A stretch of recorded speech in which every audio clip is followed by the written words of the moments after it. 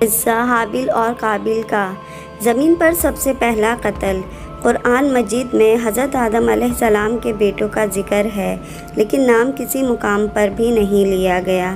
اسلامی روایت کے مطابق ایک کا نام حابیل ہے اور دوسرے کا نام قابیل تھا۔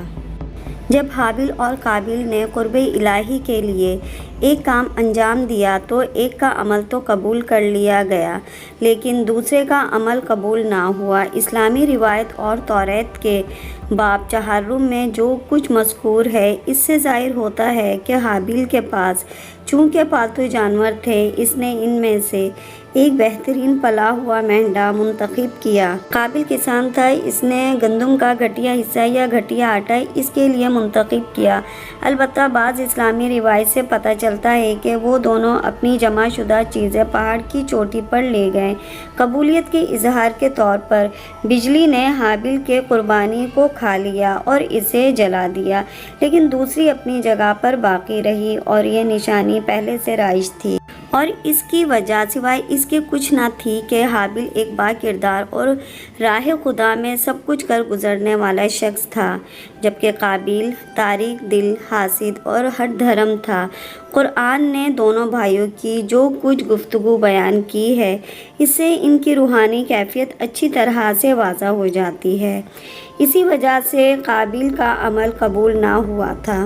اس نے حابیل کو قتل کی دھمکی دی اور قسم کھا کر کہا کہ میں تجھے قتل کر دوں گا، لیکن دوسرے بھائی نے اسے نصیحت کی اور کہا کہ اگر تیرا عمل قبول نہیں ہوا تو اس میں میرا کوئی گناہ نہیں ہے، بلکہ اعتراض تو تجھ پر ہونا چاہیے، کیونکہ تیرے عمل میں تقوی شامل نہیں تھا، اور خدا تو صرف پرہیزگاروں کا عمل قبول کرتا ہے۔ حابیل کا عمل قبول ہو جانے کے بعد قابیل کے دل میں ہر وقت حسد کی آگ بھڑکتی رہتی اور اسے انتقام پر ابھارتی، اور اسی حسد کی آگ نے بھائی کو قتل کرنے پر آمادہ کر دیا۔ قابیل نے جب اپنے بھائی کو قتل کر دیا تو اس کی لاش اس نے صحرا میں ڈال رکھی تھی، اور اسے نہیں معلوم تھا کہ اس کا کیا کرنا چاہیے۔ زیادہ دیر نہ گزری تھی کہ درندے حابیل کے جسم کی طرف آنے لگے۔ قابیل ضمیر کے شدید دباؤ کا شکار تھا۔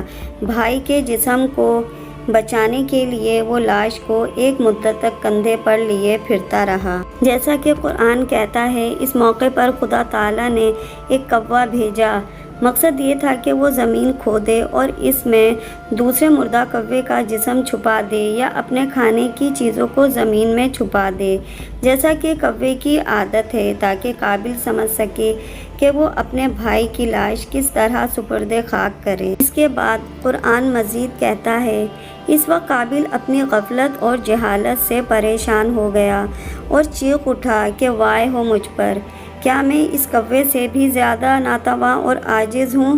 مجھ سے اتنا بھی نہ ہو سکا کہ میں اس کی طرح اپنے بھائی کا جسم دفن کر دوں۔ بہرحال وہ اپنے کیے پر نادم و پشیماں ہوا۔ کیا اس کی پشیمانی اس بنا پر تھی کہ اس کا گھٹیا اور برا عمل آخرکار اس کے ماں باپ پر اور دوسرے بھائیوں پر آشکار ہو جائے گا اور وہ اس سے بہت ناراض ہوں گے، یا یہ پشیمانی اس بنا پر تھی کیوں میں ایک مدت تک بھائی کی لاش کندھے پر لیے پھرتا رہا اور اسے دفن نہ کیا؟ اور یا پھر یہ ندامت اس وجہ سے تھی کہ اصولی طور پر انسان ہر برا کام انجام دینے کے بعد اپنے دل میں ہر طرح کی پریشانی اور ندامت محسوس کرتا ہے، لیکن واضح ہے کہ اس کی ندامت کی جو بھی وجہ ہو، وہ اس کے گناہ سے توبہ کی دلیل نہیں ہے، کیونکہ توبہ یہ ہے کہ ندامت خوف خدا کے باعث اور عمل کے برا ہونے کے احساس کی بنا پر ہو، اور یہ احساس اسے اس بات پر آمادہ کرے